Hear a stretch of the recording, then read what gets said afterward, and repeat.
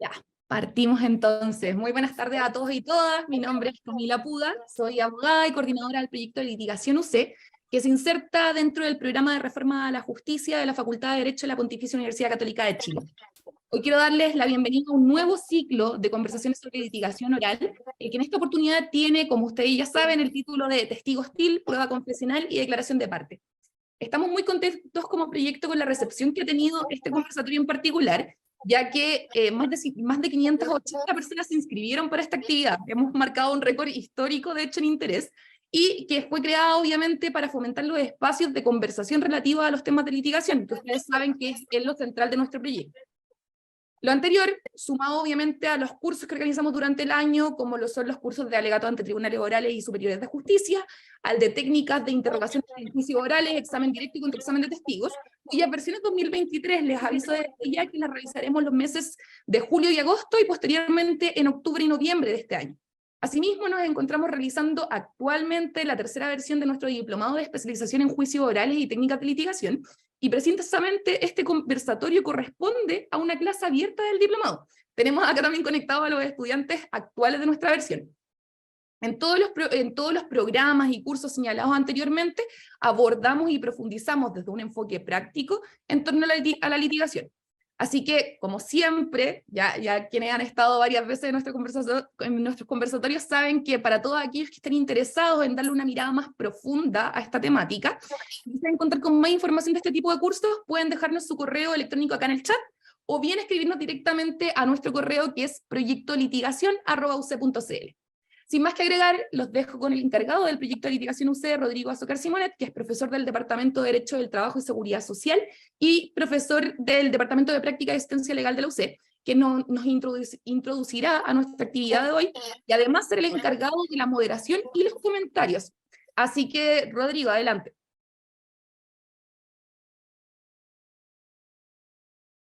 Súper, muchas gracias, Camila.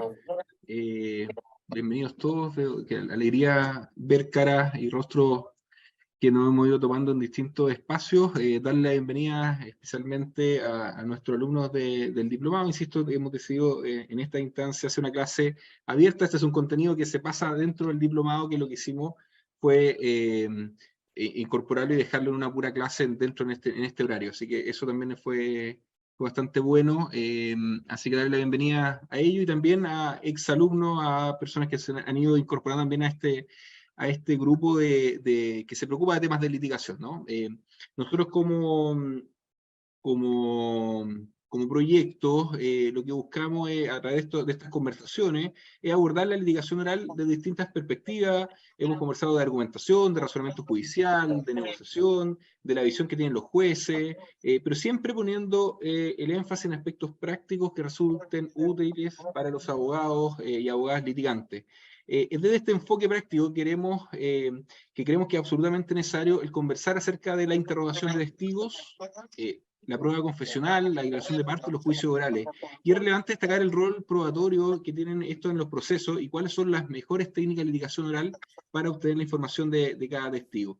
Como ustedes ya saben, en materia penal, en familia, en laboral, la declaración de los testigos y también a propósito de la participación que tengan en los juicios las partes son esenciales para probar nuestra teoría del caso, pero para que un testimonio la respalde es necesario pulir las técnicas de litigación, realizar preguntas que sean claras, sencillas, estratégicas, ¿cierto? Con la finalidad que puedan aportar la información requerida, así como proveer posibles debilidades que puedan nuestros intervinientes también tener con el objeto de subsanarla o bien explotarlas o justificar, ¿no?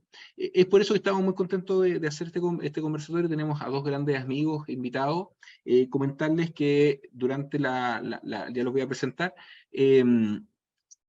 durante la sesión vamos a hablar sobre principalmente temas de litigación. Todo lo que es procesal lo vamos a dejar fuera. Normalmente ustedes ya nos conocen. Lo que hemos tratado de potenciar son las técnicas, son las habilidades de litigación. Entonces todo el tema más procesal lo vamos a dejar más de lado, y yo creo que también Martín, Daniel nos van a comentar de eso. Y por otro lado, insisto, esto está dentro de esta clase de nuestro diplomado, la parte más teórica, entre comillas. Nosotros tenemos clases prácticas y ejercicios de simulación, como ustedes ya algunos saben, y esta es una clase más bien de plática, donde se va a introducir de una manera práctica estos temas de los que nos vamos hoy día, nos convocan, ¿cierto? Y después nosotros con nuestros compañeros alumnos nuestros alumnos del diplomado nos vamos a ir a las clases prácticas asociadas a esto, que son más bien ejercicios de simulación. Entonces, vamos a comenzar, vamos a arrancar ya con esto. Quiero presentar en primer lugar a nuestros invitados. Hoy día nos acompaña Daniel González, Martín Sabelli. Martín Sabelli es abogado, es expresidente y miembro de la Junta Directiva de la Asociación Nacional de Abogados de Defensa Penal. Es miembro de la Junta Directiva y académico docente en el Colegio Nacional de Defensa Penal de los Estados Unidos y es cofundador de la Escuela Latinoamericana de Defensores Penales. Martín, bienvenido, muchas gracias por acompañarnos.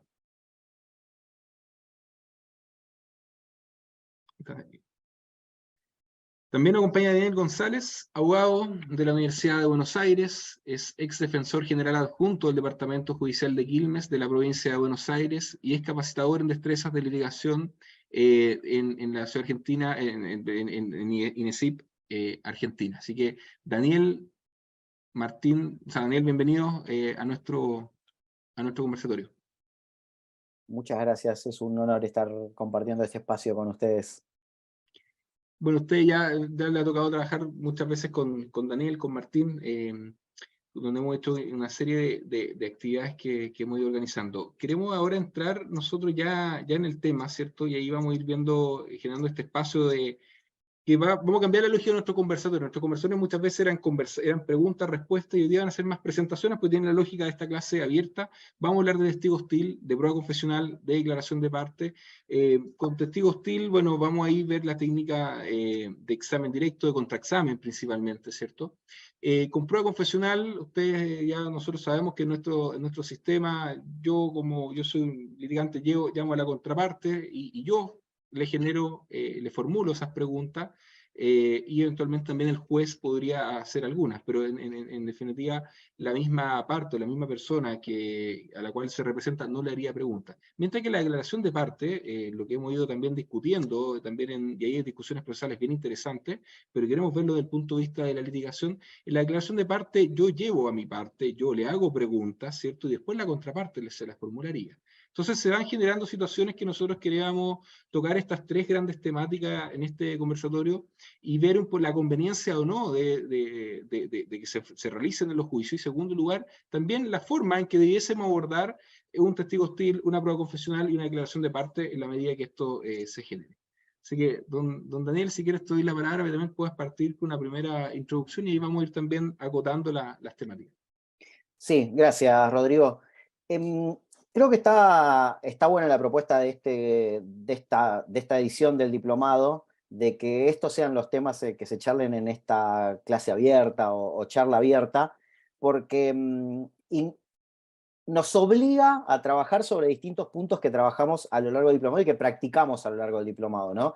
Recién vos, Rodrigo, hacías esta diferencia entre el tratamiento que se da en una audiencia a la prueba confesional o a la declaración de parte, y la realidad es que cuando nosotros abordamos esto desde las técnicas de litigación, y hago una insistencia con lo que decías vos, dejando de lado los aspectos procesales que muchas veces están regulados distintos en los países o incluso a veces hasta cada tribunal los trata en forma diferente, el énfasis está puesto en la preparación de los abogados y las abogadas y la preparación de las partes para estar presentes en esas audiencias. Y en el diplomado justamente lo que hacemos es, y en toda capacitación de litigación, lo que hacemos es trabajar para que la preparación, sobre todo del abogado o de la abogada, sea lo mejor posible para reducir el margen de riesgo durante una audiencia. ¿Y a qué me refiero con el margen de riesgo? A tener una capacidad de control sobre lo que va a ocurrir en la audiencia. Cuando nosotros tenemos una buena preparación previa como parte, o sea, como abogados, como abogadas, y de nuestros testigos, lo que hacemos es enfocarnos en el objeto de litigación y a partir de ahí poder centrar el eje del debate y facilitarle el trabajo a mí, primero facilitarme el trabajo a mí mismo, ¿no? Porque la preparación lo que va a hacer es que tenga menos cosas por las que preocuparme, y ahora vamos a desarrollar un poquitito eso, y además facilitar el trabajo al juez. Y por lo general, cuando le facilitamos el trabajo a los jueces, le generamos mayor simpatía y sabemos que eso puede llegar a ayudarnos también en alguna toma de decisión. No porque vayamos a ganar por simpatía, pero sí porque podamos ser mucho más claros o más claras en nuestros pedidos que lo seríamos si no tenemos esa preparación previa, ¿sí? Entonces, lo que vamos a charlar ahora, voy a hablar un poquitito yo de la preparación de los testigos y Martín sobre las destrezas a partir de la preparación de estos testigos, es justamente eso, cómo hacer para llegar mejor preparados para cuando en una audiencia tenemos que ofrecer un testigo, más allá de que sea confesional, de que sea prueba de parte o que sea simplemente un testigo ajeno a las partes en el juicio, y después vamos a dedicarle algunos minutos a hablar de el tratamiento de un testigo hostil, ¿no? ¿Qué ocurre cuando nos encontramos con esta situación? ¿Qué es un testigo hostil primero? Y cómo manejar esta situación adelante de un tribunal. Entonces, como primera pauta, les decía, vamos a hablar sobre la preparación de los testigos. Habitualmente en el diplomado lo que hacemos es habilitar los micrófonos y si alguien tiene alguna pregunta, hacerla a medida que vayamos hablando. Acá, por la cantidad de gente que somos, eso va a ser un poco más difícil, pero lo que les invitamos a hacer es, si tienen algún tipo de pregunta, usar el chat para eso, ¿sí? Yo sé que en el chat estuvieron saludando, intercambiando correos electrónicos, para facilitar el trabajo de Rodrigo, de Camila, de Joaquín y Javiera que están coordinando. Lo que les voy a pedir es que usemos el chat para hacer las preguntas. Entonces, también por ahí a medida que vamos avanzando con los temas, usamos esas preguntas como disparadores para poder aclarar las dudas y tratamos de darle la misma dinámica que tienen las clases por ahí con grupos más reducidos en las que se puede ir trabajando sobre la marcha. ¿Te parece bien, Rodrigo? ¿Lo manejamos de esa forma? Genial. Bien. ¿De qué hablamos cuando hablamos de preparación de un testigo? Y esto en América Latina tiene una tradición como negativa, ¿no? Esta idea de el testigo está preparado, parece que el testigo fue instruido para mentir o que se le dijo al testigo lo que tenía que decir. Y la propuesta que venimos haciendo desde hace bastante tiempo para que la litigación no sea solamente una técnica aislada, como si fuese una cuestión matemática, sino para introducir también la ética en el ejercicio de la profesión, es que la preparación del testigo no tiene que ver con decirle lo que tiene que decir o con indicarle lo que tiene que comentar ante un tribunal, sino de conocer cuál es la información que tiene ese testigo para que esa información que el testigo tiene, que nosotros no se la damos, sino que el testigo la tiene o que la parte la tiene por su relación que tiene con el caso, sea organizada y transmitida hacia el tribunal o hacia el jurado de la mejor forma posible, ¿sí? Entonces, es importante hacer esta primera distinción. Cuando nosotros hablamos de preparación del testigo, no hablamos de peinar al testigo, como decimos en Argentina, o sea, de darle el libretito con lo que tiene que ir a contarle al juez, sino de efectivamente hacer una preparación de esa declaración.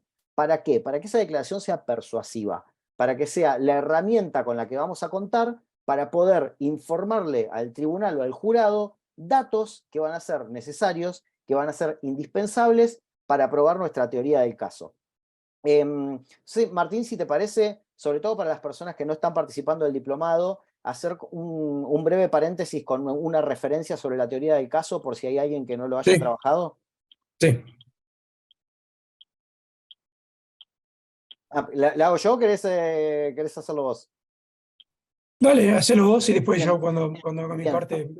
Cuando hablamos de teoría del caso, estamos hablando esencialmente de qué es lo que vamos a discutir en el tribunal, ¿sí? De contar la historia que tiene para contar nuestro cliente, ¿sí? Esa historia va a estar compuesta básicamente, esto lo voy a hacer como muy rápido para quienes ya lo saben y sobre todo para quienes están en el diplomado, y en todo caso después si hay alguna pregunta profundizamos, pero de lo que se trata es de contar la historia de nuestro cliente a través de hechos, ¿no? Y los hechos son los que van a tener que ser el eje de nuestra teoría del caso, y los hechos son lo que vamos a poder probar, ¿sí? Porque en definitiva las valoraciones, las apreciaciones, las subjetividades quedan a cargo de cada persona y pueden llegar a estar en debate de acuerdo con la percepción que cada uno tenga de eso, pero los hechos nosotros los podemos probar, ¿sí? Y en la medida que lo podamos probar, van a ser muy relevantes para la construcción de la teoría del caso. Nuestra teoría del caso va a tener 3 ejes: los hechos, las normas y las pruebas, ¿sí? Entonces, cada vez que hablamos de teoría del caso, hablamos de una historia compuesta por hechos que tiene que ser compatible con todos los hechos que no se puedan discutir, ¿sí? Cada vez que nosotros nos enfrentamos a un caso, hay hechos que son indiscutibles, ¿no? Hay hechos que son incontrovertibles. Esos hechos incontrovertibles necesariamente van a tener que formar parte de la teoría del caso.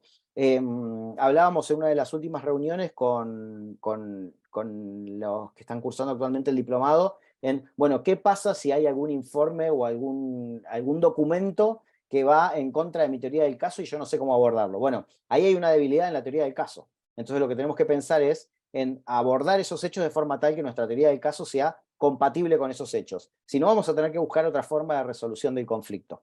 Entonces le decía, la teoría del caso, primero vinculada con los hechos, especialmente con los hechos no controvertibles. Segundo, con las normas, porque esto es una discusión jurídica y siempre va a tener que tener un apoyo normativo, nuestra teoría del caso, independientemente de qué lado o de qué parte nos posicionemos. Y por último, las pruebas, ¿no? Las evidencias, que son las que nos van a servir para acreditar los hechos que constituyen esa teoría del caso. ¿Estás de acuerdo, Martín? Vamos bien. Bien. Bien. Bueno, entonces, sabiendo que lo que vamos a ir a hacer al juicio es aprobar nuestra teoría del caso, la preparación del testigo tiene que ver con justamente... perdón, hay un micrófono abierto, creo que Marcela puede ser. Ahí está. Camila, Gracias. ¿me haces co-host, por favor? Gracias, perdón. Bueno, les decía, si nuestro objetivo va a ser ir a probar la teoría del caso, nosotros lo que tenemos que saber antes de llegar a la audiencia de juicio es qué es lo que cada testigo le puede aportar a nuestra teoría del caso. Y de eso se trata la preparación del testigo, ¿sí? Entonces, para poder nosotros lograr transmitirle al tribunal, al jurado, lo que nosotros queremos probar, vamos a necesitar primero saber cuál es la información con la que contamos, y una vez que sepamos cuál es esa información, elegir la mejor forma de transmitirla, ¿sí? Entonces, la construcción de la teoría del caso va a tener que ver con el análisis de la información global que tenemos sobre el caso, pero después cada testigo le va a aportar a ese caso una partecita. Es muy raro que nosotros tengamos un solo testigo que nos vaya a probar toda la teoría, ¿sí? Entonces, es importante acá seleccionar qué es lo que cada testigo va a aportar para que nosotros podamos armar entonces, a lo largo de todo el juicio, o de toda la audiencia, nuestra teoría del caso. Entonces, para lograr esto, lo primero que tenemos que hacer, como les decía, es obtener información. Y esa información la vamos a obtener a través de entrevistas con los testigos, ¿sí? Esto es mucho más fácil cuando los testigos son testigos que ofrecemos nosotros mismos, o sea, cuando es la persona que nosotros estamos patrocinando, o cuando son testigos aportados por la persona que nosotros estamos patrocinando o defendiendo.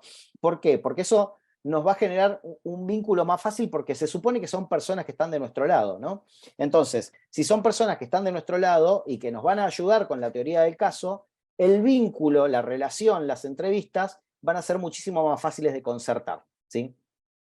¿En qué van a consistir esas entrevistas? Que esto, insisto, por eso Rodrigo decía dejar un poco de lado la parte procesal y pensarlo más de litigación, porque las entrevistas son antes de lo procesal, ¿no? Son la parte que nosotros vamos a hacer en nuestra práctica privada. Esas entrevistas van a consistir básicamente en hablar con la persona para que la persona nos dé a nosotros toda la información que tenga vinculada con el caso, ¿no? Y para conocer a esa persona, para conocer sobre todo las fortalezas y las debilidades que lo van a hacer útil para nuestra teoría del caso, pero también para preparar cuáles pueden ser los puntos flojos que tenga esta persona, ¿no? Porque nuestra contraparte, si hace bien su trabajo, puede utilizar esos puntos flojos para cuestionar la credibilidad del testigo o para cuestionar la habilidad del testigo para conocer las cosas que conoce. Entonces, es importante también que sepamos eso para adelantarnos a lo que pudiera llegar a ocurrir. Sobre todo si se trata de prueba confesional, ¿no? Porque si Rodrigo decía, vamos a someter a una persona a que directamente le hagan preguntas las partes contrarias, bueno, entonces nosotros tenemos que saber cuál es la información que tiene, primero para decidir si vamos a someter a la persona a ese tipo de prueba, pero después también para prepararla para lo que puede llegar a pasar en esa audiencia. Entonces, punto 1, obtener información. Toda la información posible. Y eso lo vamos a hacer a través de entrevistas. Hoy en día también es muy útil para esto el uso de tecnologías de comunicación y de información. O sea, nosotros cuando tenemos los datos de una persona, hoy es muy fácil poder acceder a un montón de circunstancias sobre esa persona que quizás no necesariamente las tenemos a la vista, pero que son accesibles para todo el mundo. O sea, si yo voy a citar a declarar al juicio, acá a mi amigo Marcelo Catalano, que lo veo presente, y la contraparte sabe que va a ir Marcelo Catalano a declarar al juicio, lo primero que va a ser googlearlo, ¿sí? Entonces, esa información yo también la tengo que tener. ¿Por qué la tengo que tener esa información? Porque la contraparte la va a tener y yo necesito saber de qué forma se puede usar.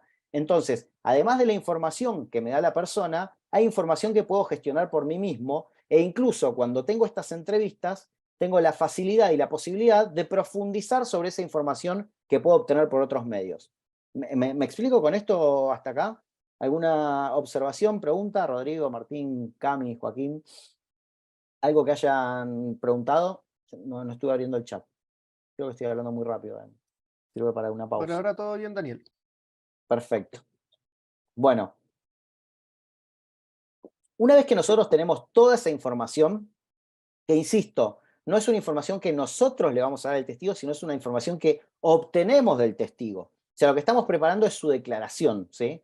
Pero vuelvo a poner énfasis sobre esto, no diciéndole lo que tiene que decir, sino sabiendo lo que sabe para decidir cómo exponerlo. Lo que vamos a hacer es clasificar esa información para decidir cuál va a ser la información importante para transmitir. Seguramente una entrevista con un testigo no va a durar 10, 15 minutos, media hora, va a durar muchísimo tiempo. Hoy vengo de una entrevista con un cliente, tuvimos 6 horas hablando con la persona.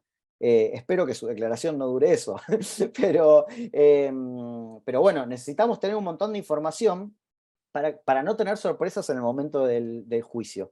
Y la realidad es que una vez que nosotros tenemos toda esa información, podemos clasificar cuál es la información importante para nuestra teoría del caso. ¿Sí? Entonces, de todo lo que nos dice el testigo, vamos a seleccionar qué es lo importante. ¿Sí? ¿Lo importante para qué? Para nuestra teoría del caso.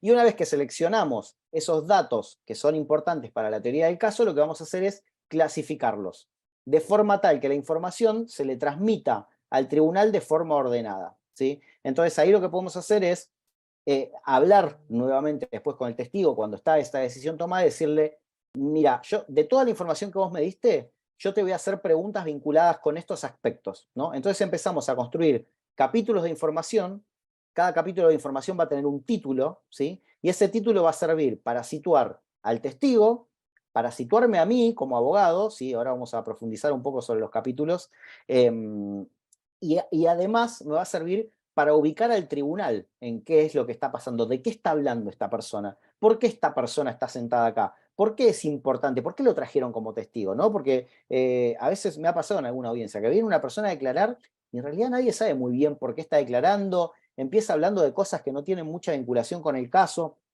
Entonces, si nosotros clasificamos la información en capítulos, y cada uno de esos capítulos tiene un nombre, tiene un título, ese título va a servir para orientar a todas las personas que estamos en la audiencia respecto de cuál es el objetivo de la declaración de este testigo. ¿De acuerdo hasta aquí? Martín, ¿querés profundizar un poco sobre la idea de capítulos? Cuando termines, Dani, adelante. Termino entonces con teoría del testigo, ¿de acuerdo? Sí, bien. sí. Bueno, entonces, una vez que tenemos clasificada la información, ordenados los capítulos, cada capítulo, ahora Martín lo va a profundizar, está compuesto por hechos, ¿sí?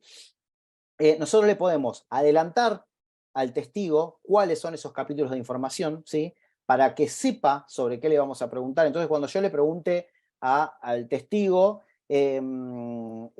vamos a hablar del color del vehículo, qué sé yo, nunca... Entonces ya sabe que vamos a hablar del color del vehículo y ese capítulo va a estar hecho en torno a eso. O vamos a hablar de lo que ocurrió entre las 6 y las 7 de la tarde del jueves. Entonces ya sabe que está como muy limitado a esa cuestión. Vamos a hablar de la ropa de Daniel. Perfecto. Entonces lo que hacemos es facilitar el trabajo del testigo, facilitar el trabajo del tribunal y facilitar nuestro trabajo. ¿Por qué facilitamos? Primero porque si el testigo tiene un capítulo chiquito de información, es mucho más fácil que recuerde los aspectos vinculados a eso, a que si de repente le decimos, bueno, cuente todo lo que sabe sobre esto.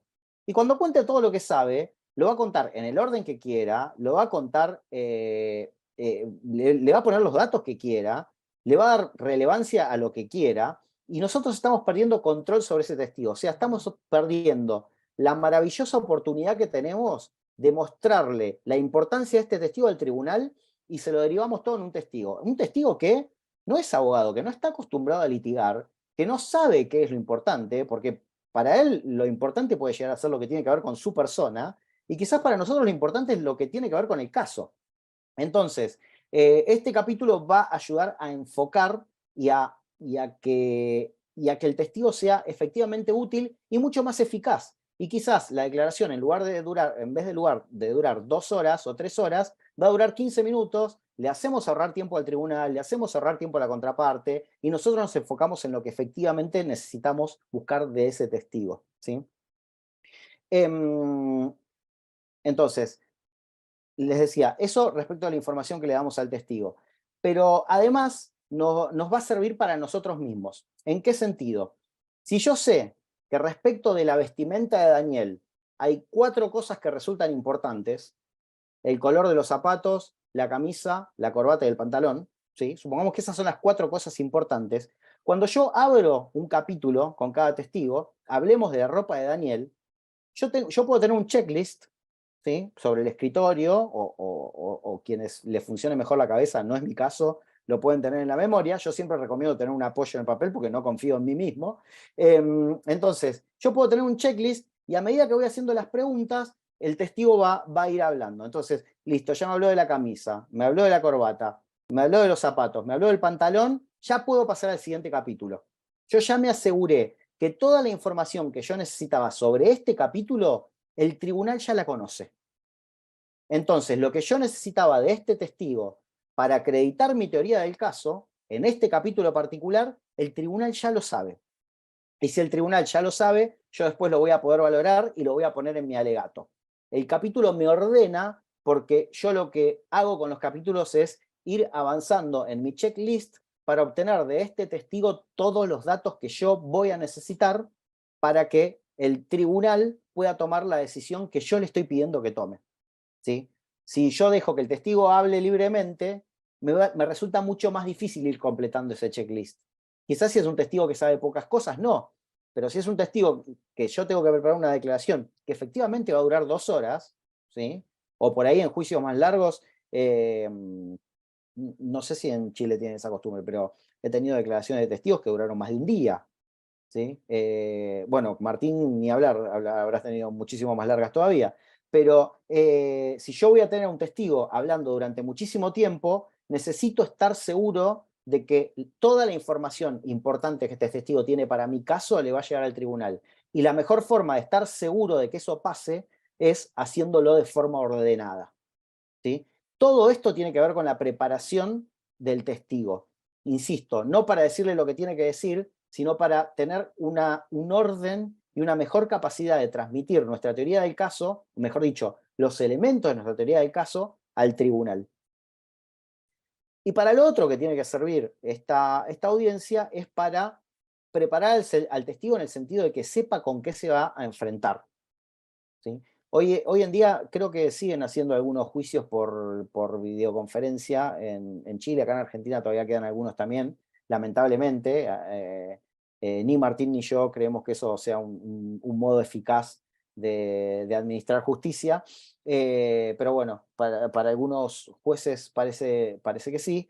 No obstante eso, si la audiencia va a ser en forma telemática, o si va a ser una audiencia presencial, está bueno que el testigo sepa qué es lo que va a pasar ahí, ¿sí? ¿Por qué? Porque si a nosotros como partes, o por lo menos hablo por mí, nos da nervios estar parados enfrente de un tribunal, por más que lo hayamos hecho, las veces que lo hayamos hecho, siempre se genera ese cosquilleo en el cuerpo, que es lo que a mí por lo menos me hace seguir parándome enfrente de un tribunal. Imagínense a alguien que no está acostumbrado, y de repente va a llegar a un tribunal lo va a recibir un policía, le va a decir, le va a leer un artículo del Código Penal, que lo que dice, acá en Argentina no sé cómo son las penas en Chile, pero lo único que va a entender esa persona es, si mentís vas a ir 10 años preso.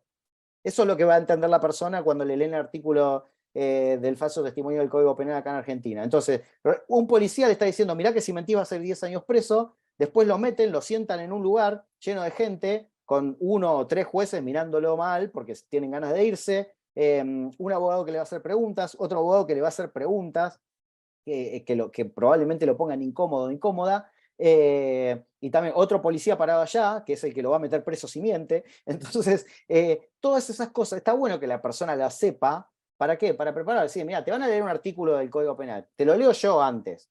Esto significa esto, ¿sí? Y si vos sabés algo, lo tenés que contestar, pero si no lo sabés, tenés que decir que no sabés, y si no te acordás, tenés que decir que no te acordás.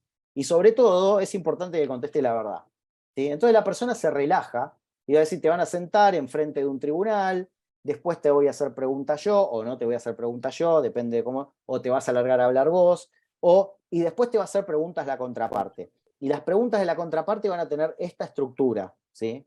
Y te puede llegar a preguntar sobre cualquier cosa que estamos acá o sobre cualquier otra. Si es alguna cosa de la que hablamos, vos ya estás tranquilo, ya lo hablamos, ya me lo comentaste, yo ya sé cómo es. Y si es alguna cosa que no hablamos, contestá la verdad. Me va a ser mucho más fácil lidiar con la verdad que lidiar con algo que te inventes en el momento. Además, acordate que podés ir preso. pero la realidad es esa. También es interesante y es importante para el testigo que sepa a qué se va a enfrentar en el momento en el que se siente adelante de un tribunal o de un jurado, para contar lo que sabe, para responder las preguntas que le van a hacer. Entonces, a eso nos referimos con la preparación de la audiencia. Sobre eso trabajamos en el diplomado, con la preparación de la teoría del testigo, con la forma de organización del examen y el contraexamen de testigos, pero me parece como una buena introducción que sirve para todos los tipos de declaraciones. Después, en un ratito, nos vamos a enfocar por ahí particularmente en lo que es confesional, prueba de parte y testigo hostil. Así que no sé si, Martín, querés que abramos preguntas hasta acá y después hablas vos, o querés empezar directamente. No sé si hay preguntas tampoco. Mira, hablo 5 minutos y después Bien. abrimos para preguntas y después puedo hablar más si quieren, pero vos cubriste un montón. Lo que yo quería decir, y primero, muchas gracias Camila, Rodrigo, Joaquín, no sé quién más participó en la organización hoy, muchas gracias por la invitación. Javiera, gracias Javiera, y a todos y todas ustedes que están acá. Reconozco muchas caras de amigos y amigas, así que es un placer hoy estar con ustedes. Lo que yo quería resaltar, antes de abrir las preguntas, y si quieren podemos tocar los 3 temas particulares que están en la agenda, lo que yo quería realmente resaltar que en un sistema, en los, entre comillas, nuevos sistemas, no sé si son tan nuevos, pero los sistemas acusatorios adversariales, el espacio de un juicio tiene un propósito muy particular. ¿Qué es? ¿Hablar de jurisprudencia? ¿Hablar de principios, de conceptos? No. Es establecer hechos usando prueba. Nada más que eso. Esto no es física cuántica. Un juicio oral es un espacio en el cual presentamos pruebas. Y la prueba, digamos, más común, no la única prueba, pero la prueba más común es la prueba testimonial. Un testimonio de una persona, sea en directo o en contra. Tiene el mismo valor en directo o en contra. Las técnicas de presentar un testigo en directo o contra pueden ser distintos, pero la prueba testimonial, si es una respuesta en directo o una respuesta en contra, no importa, tiene el mismo valor. Para las técnicas de los abogados y las abogadas que están haciendo el directo y el contra, pueden ser distintos o tendrían que ser distintos para directo y contra. Pero quería empezar realmente con este concepto tan fundamental, parece demasiado obvio, pero realmente hay que siempre empezar con lo más fundamental y lo más obvio. Lo más fundamental, que es el espacio en juicio oral, es para presentar pruebas, para establecer hechos, ¿sí?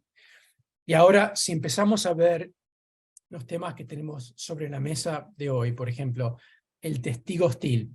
En Estados Unidos, cuando yo hablo de contraexamen, por ejemplo, o de directo, muy pocas veces me preguntan de testigo hostil, muy pocas veces, porque no es común, no es común. En Argentina, Chile, Perú, Uruguay, siempre preguntan por el testigo hostil, como si fuera algo común. No es tan común. Y todo lo que significa lidiar con testigo hostil es que es un testigo que uno presenta en directo. Supongamos que supongamos yo soy defensor y lo quiero presentar a Dani. Dani es un policía que la fiscalía no está convocando, que mi contraparte no está convocando por algún motivo. Yo sí lo quiero traer como testigo porque quiero sacar algo puntual de esta persona que teóricamente está asociado con la contraparte. La figura del testigo hostil simplemente me permite a mí pedir a la jueza o al juez permiso de tratarlo en directo como si fuera un contra. No porque Dani me va a gritar, no porque Dani me va a maltratar, no porque Dani va a ser hostil en su trato conmigo, sino porque Dani, de alguna forma, los intereses de Dani son adversos, están en contra de los intereses de mi cliente. En este caso, porque Dani es un policía y está asociado con la policía que está apoyando la fiscalía en este caso. Y todo lo que significa el concepto de trabajar con un testigo hostil en este sentido, es que yo puedo pedir a la jueza o el juez que lo pueda tratar este testigo con preguntas subjetivas como si fuera en contra, porque lo tengo que controlar, porque esta persona está asociada con la contraparte, aunque yo soy la persona que lo convoco. Ahora, si queremos hablar de testigos hostiles en un sentido más amplio, ¿cómo hacemos un contra con un testigo que no quiere contestar? Eso es otra cosa. Pero simplemente quería aclarar que la figura del testigo hostil como una forma de tratar un testigo que nosotros convocamos no es común, no es para nada común. Es algo que es, digamos, bastante excepcional, y todo lo que significa es que le pido permiso al tribunal de tratarlo como si fuera en contra, porque él o ella está asociada en sus intereses con la contraparte. Si soy fiscal y convoco a la madre del imputado, por ejemplo. Ahora, esta persona no siempre va a ser así, pero muchas veces la madre del imputado puede ser una persona que tiene una conexión, se identifica con el imputado y por lo tanto para la fiscalía sería alguien que tendría intereses adversos. Así que para cerrar este mini capítulo, esta primera presentación, todo lo que nos tiene que preocupar en un juicio oral es presentar pruebas, establecer hechos con pruebas. La forma principal son testigos. A veces, muy de vez en cuando, un testigo que nosotros queremos convocar en directo tiene un interés tan asociado con la contraparte que podemos pedir al juez o la jueza que nos permite tratarlo como en contra. ¿Y cómo se hace eso? No, en Estados Unidos tenemos un código de evidencia y el código de evidencia nos marca todas estas cosas que tenemos que hacer. Es muy fácil en Estados Unidos porque tenemos todo volcado en un código. Y el código dice, si un litigante puede demostrar a la jueza que un testigo que él o ella ha convocado en directo tiene intereses asociados con la contraparte, entonces puede pedir tratarlo como si fuera en contraexamen. Eso es la figura del testigo hostil.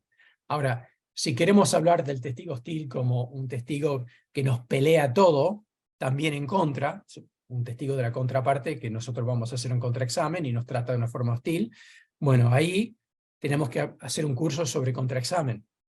Cómo se controla un testigo que no quiere contestar. Ahí las herramientas son las herramientas fundamentales del contraexamen. Trabajar en capítulos, que es juntar los hechos que tienen que estar juntos para mayor impacto. Preguntas subjetivas. Un nuevo hecho por pregunta. Ir de lo general a lo particular. y siempre preguntar sobre hechos. Si preguntás sobre opiniones y otras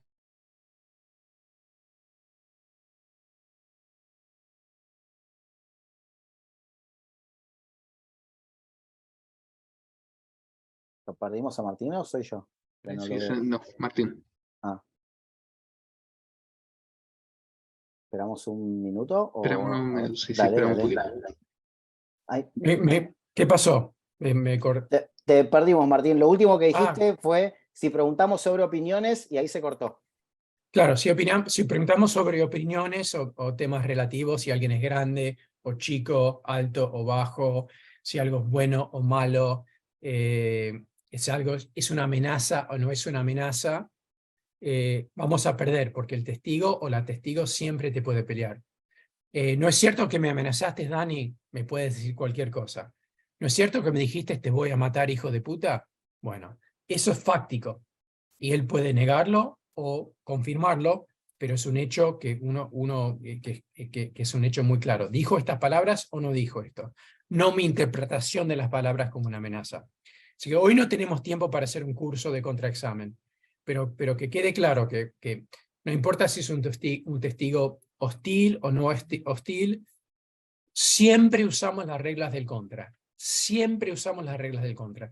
Nunca aflojamos, ni con un experto, ni con un testigo que parece amable. Siempre usamos las reglas del contra, que son muy fáciles. Hoy no los podemos hacer profundizar sobre ellas, pero son trabajar en capítulos, que empezamos a hablar un poco de eso, preguntar sobre hechos, no opiniones, preguntas subjetivas, que son declaraciones afirmativas, que es preguntar sobre un hecho. Comiste pizza, llegaste al bar a las 8 de la noche, tenías una camisa puesta, el auto tenía 4 puertas. Preguntas que tienen que ver con hechos, son declaraciones afirmativas con tono de pregunta, un nuevo hecho por pregunta para que quede muy claro lo que estamos asentando, y de lo general a lo particular para darle lógica a lo que estamos haciendo. Y esas son las reglas, digamos, fundamentales del contra, que se usan con un testigo hostil o en un contra normal. Ahora, no sé, ¿quieren abrir para preguntas? Ahora yo siempre creo que Dani, que podemos medir un poco mejor lo que le interesa a la gente si pasamos a las preguntas y pues volvemos a los temas. Sí, que ya hay varias y después volvemos sobre cómo aplicamos estas herramientas en prueba confesional y en declaración de parte. Dale. A ver, hay una pregunta, yo creo que sería bueno, y Marcelo, estás presente, la formulaste. El ejercicio, en la medida que sea posible, lo que vamos a hacer es formular la pregunta en el chat y vamos a ir generando, o formulando nosotros, o que la misma persona que está, si está presente, la van haciendo con tal de darle alguna continuidad al relato, o si no, también se las pasamos por interno a Daniel y a Martín y las pueden ir respondiendo algunas que sean más acotadas. Marcelo, tenía un comentario a propósito también de lo que estamos conversando ahora. Marcelo Catalano. Sí, yo le hice una pregunta a Martín muy puntual. Martín habla acerca de cómo presentar cuando estoy en una situación de testigo hostil, que justamente en el del primer caso, no aquel que se niega, sino aquel que está asociado a la teoría del caso de mi contraparte. Mi pregunta es muy concreta. Los intereses de la contraparte. Los intereses de la contraparte, porque, sí, claramente. Porque es demasiado, si vos querés establecer que el testigo está asociado con la teoría de la contraparte. No, sí, con los intereses. Entonces, mi pregunta era esa, Martín, justamente. Yo para acreditar eso ante el juez y requerirle que me permita ir por un contra, la acreditación de esa situación, con una simple alegación o con alguna, o qué debo usar para ser persuasivo y que se me permita eso.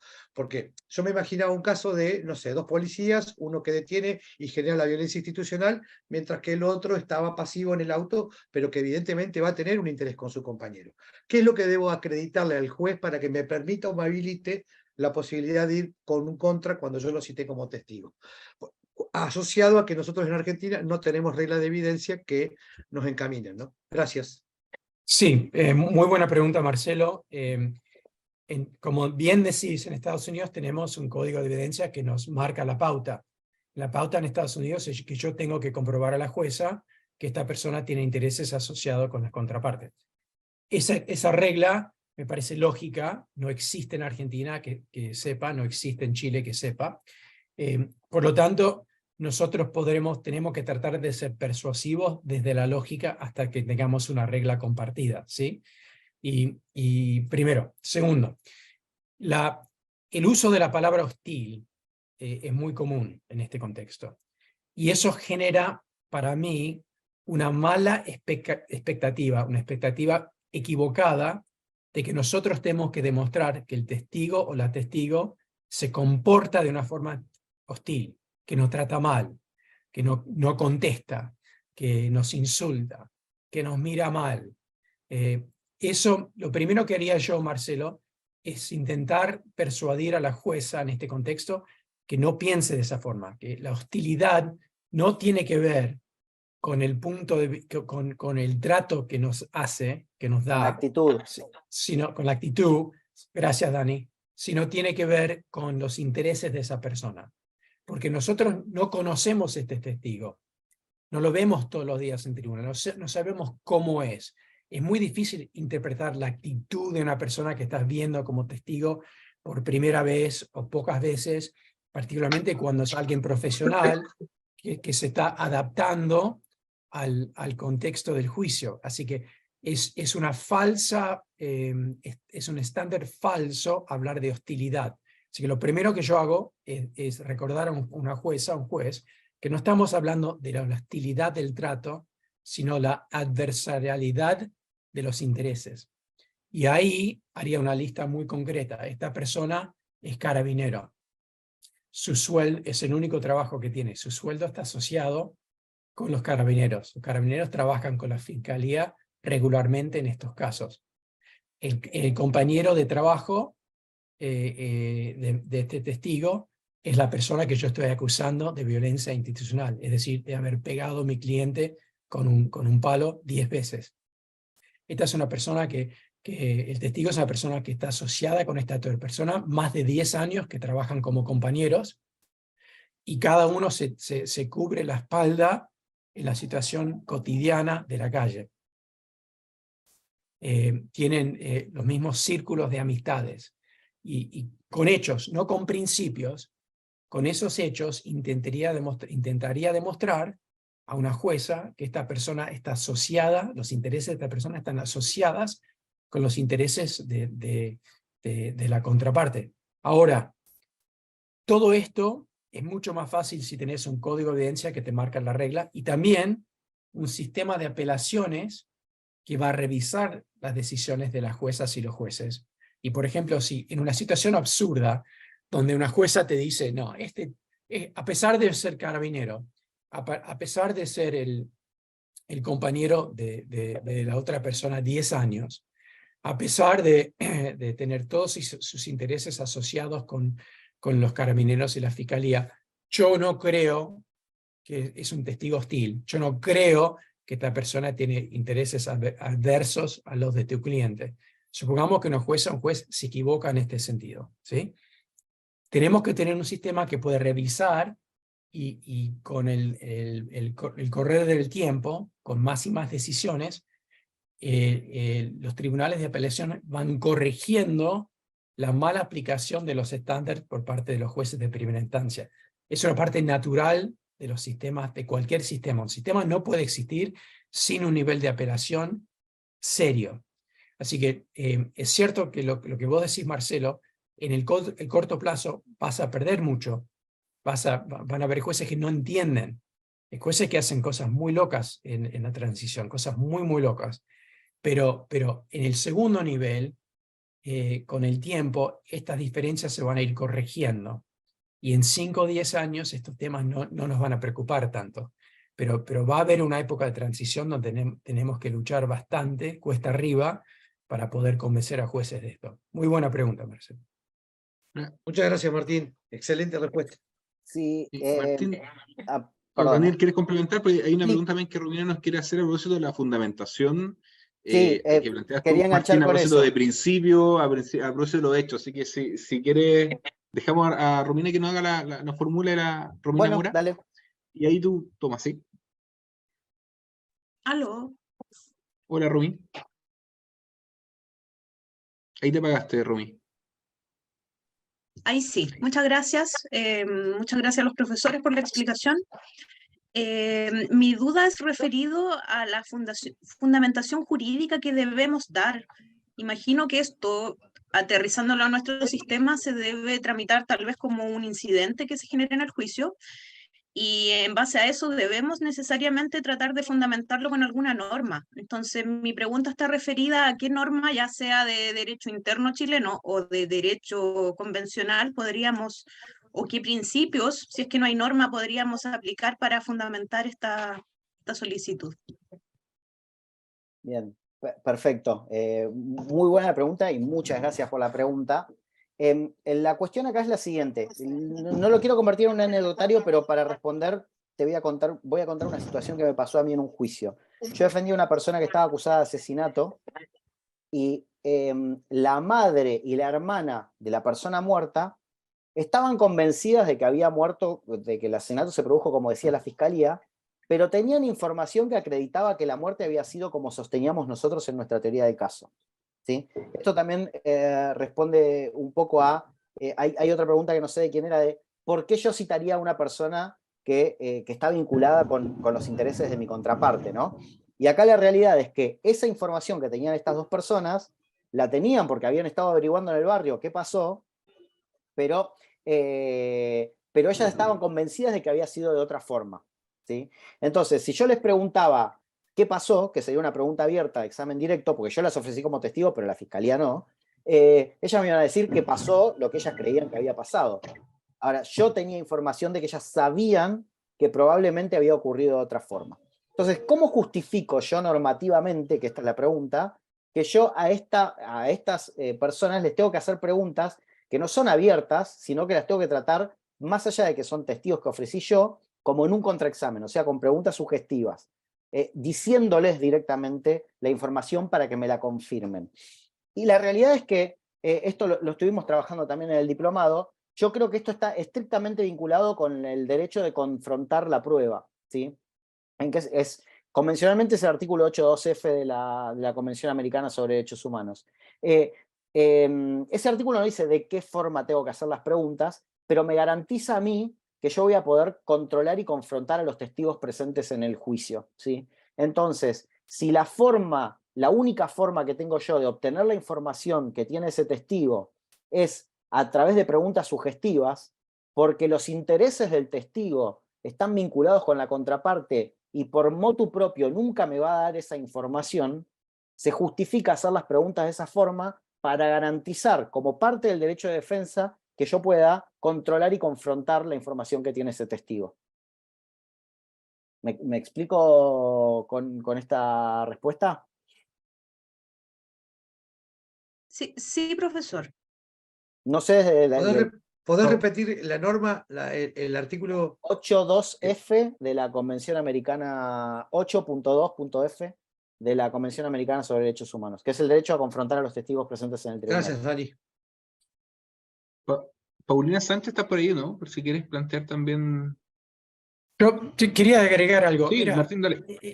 es un tema muy complicado en Argentina y Chile y toda América Latina, porque lo que pasó fundamentalmente, yo creo que tenemos que ser transparentes en esto. Copiamos nuestros países, justo hoy es el 25 de mayo, nuestra independencia en Argentina. Copiamos la Constitución norteamericana, pero sin las enmiendas. Y las enmiendas en Estados Unidos son los que transmiten todos los derechos. O sea, hay una música, no sé si alguien puede mutear esa música. Ahí está, gracias. Así que el problema que tenemos en Argentina, Chile y en otros países latinoamericanos es que los derechos individuales están en las enmiendas de Estados Unidos y no las copiamos la estructura constitucional. Así que el derecho de confrontación a que Dani se refiere está en la sexta enmienda de Estados Unidos, que es como defensor en Estados Unidos, lo que más uso cotidianamente es el derecho de confrontación. En ciertos sentidos no existe no tiene la misma, digamos, fuerza, la misma vida, la misma carne, la misma vida en nuestra cultura jurídica en Argentina y Chile. Así que cuando se presenta la situación donde queremos usar las herramientas del contraexamen, preguntas subjetivas, etcétera, para controlar a un testigo que nosotros estamos convocando, y no tenemos una regla para hacerlo, no va a ser fácil. Creo que Romina Mora hizo la pregunta. No va a ser fácil. Y podemos referirnos a esta norma que Dani se refiere del Tratado Internacional Interamericano, que habla de interrogar, de controlar por medio de interrogar el testigo de la contraparte, pero en este sentido no es un testigo de la contraparte, es nuestro testigo, nosotros lo estamos convocando. Así que creo que tenemos que ser honestos, que esto es algo que por ahora en Argentina, y creo que en Chile también, no está contemplado por nuestra legislación. Y la respuesta a eso, Romina, es muy fácil, es que vos como abogada, como parte de la pregunta, Romina, es que tenemos el deber de redactar y tratar de promover las reglas necesarias. Tenemos que marcar la cancha. Estamos jugando fútbol sin una cancha marcada. Y no está bien. Tenemos que marcar la cancha. Así que donde no existe esta regla, en el corto plazo, Romina, podés mirar a cómo hacen los gringos, cómo hacen los alemanes, cómo hacen en otros países, y tratar de usar eso como una base persuasiva para persuadir una jueza, un juez, de lo que estás haciendo. Pero en el mediano y largo plazo tenemos que construir estas reglas. Necesitamos un código que nos ayuda, que ayuda a los jueces y las juezas y las partes a saber cómo manejar estas situaciones. Eso que decís, creo, Martín, también es importante, porque en la medida que nos capacitamos para mejorar las destrezas de litigación, empieza a aparecer con muchísima más intensidad esta necesidad, y justamente cuando aparece la necesidad es que las autoridades empiezan a reclamarlo también a quienes tienen que encargarse de hacer estos códigos de evidencia o de modificar los códigos procesales para que se adapten a las exigencias de litigar en una forma realmente adversarial, ¿no? Que es lo que estamos proponiendo. Bueno, no sé si volvió Rodrigo, que estaba por dar la palabra. Ah, vuelto No. Rodrigo. Bueno, pero vos, Camila, me habías pasado algunas preguntas acá y voy a tratar de contestar algunas. Acá lo abro.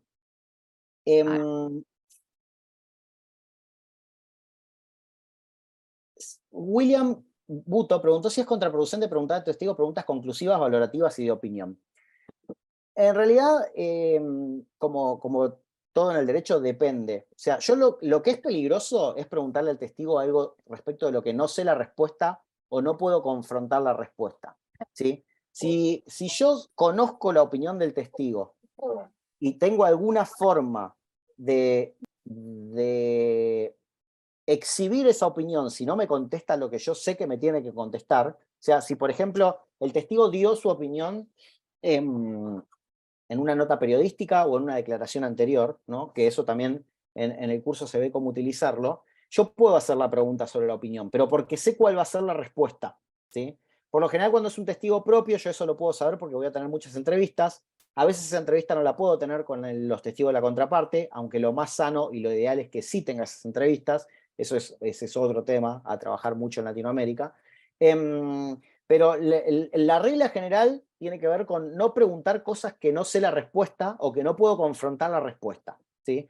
Entonces, más allá de cuál sea el contenido, porque también va a depender si es un examen directo o un contraexamen, si es un testigo propio o de la contraparte, pero no tiene que ver con el tipo de preguntas que hagas, o conclusivas, valorativas o de opinión, sino con saber qué es lo que el testigo va a contestar, ¿sí? Entonces, yo tengo el control de lo que está ocurriendo en la medida de que sé cuál va a ser la respuesta. Si yo no sé cuál va a ser la respuesta, no hago la pregunta.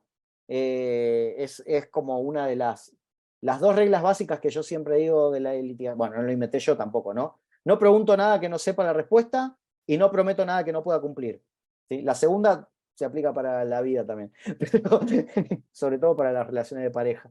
Pero... Sí. Bueno, las reglas del contra no se No, aplican a no, las pero la de no parejas. prometer nada que no podamos Por cumplir. favor, nadie, si alguien aprende algo de contraexamen de esta charla, no lo apliquen con las mascotas y las parejas o las familias, por favor, porque todo son en base de la adversarialidad, no sirven para las relaciones, para nada. Mi respuesta es un poco distinta de la de Dani. Por ejemplo, si yo les digo que Martín Sabelli es mala persona, ¿sí? ¿Quién me cree? ¿Quién tiene una opinión fuerte porque yo digo Martín Sabelli es mala persona? O Dani González es buena persona. Dani es lo mejor. Hay que googlear. ¿Quién me cree? ¿Quién me cree? Ahora, si yo les digo, mira, ayer yo lo vi a Martín cruzando una calle. Cuando él estaba cruzando había una anciana de más o menos 90 años al lado de Martín. Cambió el semáforo para cruzar. Martín empezó a cruzar, esta mujer empezó a cruzar, la mujer se cayó en la calle. Martín no paró, no la ayudó, se giró, la miró, la empezó a insultar, se empezó a reír, dijo, qué vieja que estás, mirá que viene un micro que te va a pisar, así que apúrate vieja. Ahora, ¿qué opinan de Martín? Yo no lo califiqué, no dije que Martín es malo, bueno, ¿qué opinan de Martín? Ayer fui a un restaurante. Cuando me senté en la silla, me senté sobre algo húmedo y un líquido como húmedo y caliente. Cuando miré el tenedor, tenía mocos. Cuando estaba mirando el tenedor con mocos, vi una rata que corría de la cocina. ¿Les hablé de alguna calificación? No. Porque lo que es persuasivo no son las opiniones de otra persona, particularmente un testigo que todos jueces y juezas, jurados saben que puede tener algún interés o puede estar asociado con una parte o puede tener faltas de memoria, lo que sea. Lo que persuade son los hechos. Así que en la medida que nosotros buscamos la salida fácil con una pregunta subjetiva, el hombre era grande, ¿no es cierto? Sí, era grande. Era un hombre que cuando estaba parado contra la puerta, su cabeza era más alto que el marco de la puerta, ¿no es cierto? ¿No es así? Y este hombre, cuando usted estaba parado enfrente de este hombre, usted tenía que mirar para arriba para ver la cara de este hombre. Si uno trabaja con hechos, uno va a ser mucho más persuasivo. ¿Por qué? Porque los hechos tienen que ver con los sentidos. Lo visual, lo táctil, lo auditivo, lo olfativo. Los sentidos quedan con los jueces y las juezas, quedan con los jurados y son más persuasivos. Así que creo que entendí la pregunta, porque no la vi en el chat, pero creo que si la pregunta es ¿por qué no quedarnos con conclusiones y opiniones, etcétera? La respuesta es porque es mucho menos persuasivo, porque los hechos conectan con sentidos y los sentidos conectan con la memoria de los jueces y juezas que están escuchando. La lógica entra por una oreja y sale por la otra. Los hechos quedan porque crean una mini película en la cabeza de la persona. Cuando yo les hablé del hombre grande, ¿alguien vio algo? No. Cuando les hablé de un hombre que tenía una cabeza que era más alta que el marco de la puerta, ¿vieron a alguien? La mayoría de ustedes seguramente imaginaron a alguien. Y eso ahora está en el cerebro, porque la parte visual está pegada a la parte de memoria. La parte del cerebro, la región del cerebro de la audición, de escuchar, está pegada a la parte de memoria.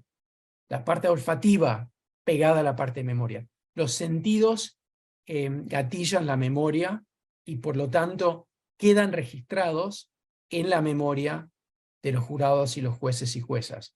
Y por lo tanto, quedarse con la salida fácil de preguntar sobre opiniones o conclusiones o términos relativos, no solo no ayuda en el momento, sino no queda grabado en la memoria del jugador de los hechos. Así que mi respuesta a esa pregunta es absolutamente quédate con los hechos, siempre con los hechos, no importa si tenés una salida fácil. No importa si tenés un testigo de la contraparte y le podés preguntar algo que sabés que te la va a dar, por ejemplo, porque tiene una declaración, como explicaba Dani, en esta declaración, este testigo dice que esta otra persona lo amenazó. Bueno, yo podría decir, ¿no es cierto que Dani lo amenazó? Sí, dice el testigo. Ok. Valor probatorio casi 0. ¿No es cierto que esta persona se acercó? ¿Esta persona le puso el dedo en la cara? ¿Esta persona levantó la otra mano y cerró el puño? Y mientras tenía el dedo en la cara y el puño cerrado, te dijo, te voy a matar, hijo de puta, porque lo hiciste a mi hija. Ahí la amenaza es algo persuasivo. Así que tenemos que aprender a no salir, no buscar la salida fácil. Ya, bueno, ya está. Probamos la amenaza porque él reconoció la palabra amenaza. No, eso no es persuasivo. Lo que es persuasivo es el pequeño relato, la historia, la mini película, esta pequeña película de una persona con el dedo, el puño y diciendo, te voy a matar porque lo hiciste a mi hija. Eso, el jurado no se va a olvidar de eso. Tampoco un juez o una jueza. Ahora, un juez o una jueza siempre están apurados y teóricamente van a preferir lo más rápido, la técnica más rápida.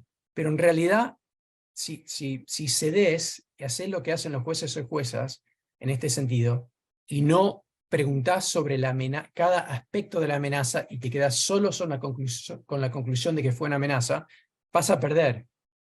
Porque el juez o la jueza, aunque están apurados, quieren terminar, no quieren estar 4 horas en el juicio, no se van a acordar y no vas a crear la impresión que querés crear con la amenaza que realmente ocurrió, que son estas palabras. Así que en la medida que podemos evitar ser abstractos y elegir ser concretos, visuales, auditivos, olfativos, táctiles, gustativos, usar los sentidos, como lo usaría un cineasta, como lo usaría un poeta, como lo usaría un novelista. En la medida que podemos hacer eso, somos mucho más persuasivos.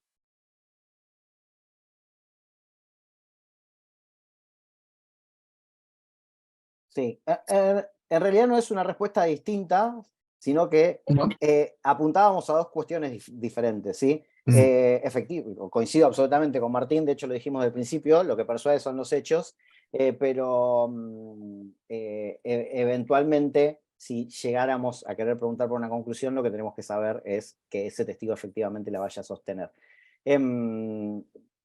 Más allá de eso, quedan algunas preguntas, pero también nos queda poco tiempo, y el flyer y la promesa es que íbamos a hablar de prueba confesional y de declaración de parte, así que vamos a usar unos minutos para hablar de eso, en realidad de cómo aplicamos lo que charlamos hasta ahora a eso, y si nos quedan unos minutitos más respondemos a alguna otra pregunta. En la prueba confesional, bueno, Rodrigo lo decía, nosotros ofrecemos a nuestro testigo para que se someta a las preguntas de la contraparte y del juez, o de la jueza, o del tribunal. Entonces, ¿cómo aplicamos esto? Bueno, en realidad tenemos que separar acá en dos cuestiones. Si nosotros somos quien ofrece al testigo, a quien va a someterse a la declaración confesional, lo que podemos hacer es prepararlo, ¿no? O sea, imaginar cuáles son las preguntas que le van a hacer, para hacerle esas preguntas, para organizarlas y para pensar en el testigo, en de qué forma va a ser abordado en esa audiencia, ¿no? Y si nosotros somos quien va a ser la contraparte, o sea, si a nosotros nos traen para que le hagamos un interrogatorio a alguien que está ofrecido como prueba confesional, lo que vamos a hacer es organizar justamente los capítulos y las preguntas que le vamos a hacer de acuerdo con las técnicas de litigación que desarrollamos, ¿no? En general van a ser las del contraexamen porque es un testigo de la contraparte. Entonces, eso como primera medida. Hablamos de preparación, la preparación es mucho más fácil, les decía yo, con los testigos propios, en este caso con quien ofrecemos para la prueba confesional, y también hablamos de preparación cuando son testigos de la contraparte. Y también vamos a usar la herramienta de los capítulos, y vamos a usar la herramienta que decía Martín, ir de lo general a lo particular, solo un nuevo hecho por pregunta, preguntas sugestivas, de forma tal que la información que nosotros queremos obtener de quien nos ofrecen como prueba confesional se transmita de manera persuasiva. Eso sobre lo confesional. Y sobre la declaración de parte, tenemos el agregado y la ventaja, más allá de que esto sería una discusión procesal en la que no nos vamos a meter, quizás en la declaración confesional sería bastante saludable que le podamos hacer preguntas a nuestro propio testigo, ¿no? Esas son las reglas del adversarial, o sea, yo pregunto y después le ofrezco al testigo a la contraparte para que haga las preguntas, las aclaraciones o los agregados que quiera. Pero cuando es declaración de parte, voy a tener la posibilidad de preguntar. Entonces, ahí van a volver a regir las mismas reglas, ¿no? Yo preparo el testigo, obtengo la información, armo los capítulos, hago las preguntas y lo preparo también para saber a qué se va a enfrentar del otro lado, con la contraparte, en el momento en que le hagan las preguntas en el contraexamen, ¿sí? Perdón que quedó de forma como limitada esta cuestión, pero por eso justamente hicimos una introducción tan grande hablando de teoría del testigo y un poco de técnicas de examen directo y de contraexamen, porque la idea era que cuando llegamos a hablar de cada forma de declaración en el juicio, en realidad cuando tenemos un manejo general de las técnicas de litigación, lo único que tenemos que adaptarlo es a las reglas procesales que rigen esa declaración en particular, más allá de que, y esta es mi visión particular, creo que Martín la comparte, y si no lo puedo exponer, las reglas que hacen al derecho a obtener información de los testigos, o sea, confrontar los testigos, están por encima de cualquier código procesal y por lo tanto el uso de las técnicas de litigación desde la forma de examen directo y de contraexamen, a mi modo de ver, se deben aplicar a cualquier tipo de declaración en el juicio. Y a mí particularmente no me importa si quien declara es un testigo presencial, un testigo de concepto, la víctima, el acusado, el actor, el demandado, en definitiva de lo que se trata es de acreditar los hechos de la teoría del caso de cada contraparte. Y si tenemos un punto de discusión, al juicio, a la audiencia, vamos a ir a discutir ese punto específicamente y para eso vamos a llevar a los testigos que van a aportar los hechos que le van a servir al tribunal, al juez, a la jueza, al jurado, para decidir ese punto en concreto. No sé si querés agregar algo sobre esto, Martín. O Rodrigo, quizás también por el conocimiento más específico de la materia.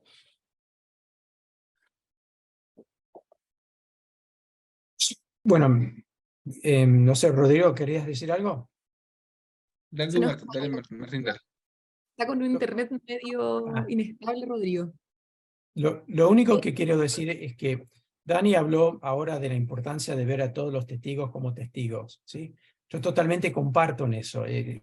Así que por eso las diferencias en distintos tipos de testimonios no me interesa tanto, porque las diferencias entre testigos realmente son mayores que las diferencias entre categorías de testigos, con una excepción, los expertos.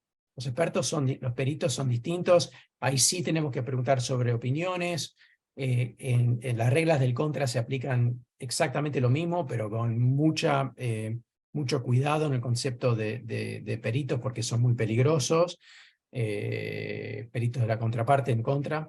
Pero lo que quería decir es básicamente, una vez que uno abre este espacio de tomar pruebas, que es el juicio oral es para tomar pruebas testimoniales, documentales, materiales, etc. Una vez que abrís este espacio, todos los testigos, todos y todas las testigos, básicamente se tratan lo mismo en un sistema clásico adversarial. No hay reglas formales en los sistemas clásicos para distinguir entre este tipo de testigo y este otro tipo de testigo, con la excepción de peritos. Y mi forma de pensar en cómo preparar un directo en contra, cómo preparar todo un juicio, no se basa en tratar de dividir entre categorías. Así que cuando yo vi el título de esta charla, y no me parece un mal título para nada, pero es un título que refleja una forma de pensar más latinoamericana que norteamericana en este sentido. Porque para nosotros en el sistema clásico anglosajón en Estados Unidos, todos los testigos más o menos una vez que se abre el proceso, el juicio, se tratan exactamente lo mismo, y eso incluye el imputado o la imputada. Si el imputado o la imputada decide testificar, es un testigo más. No hay reglas específicas. Hay un par, son muy limitadas. Pero en realidad un imputado o una imputada se trata como un testigo más, como cualquier otro testigo.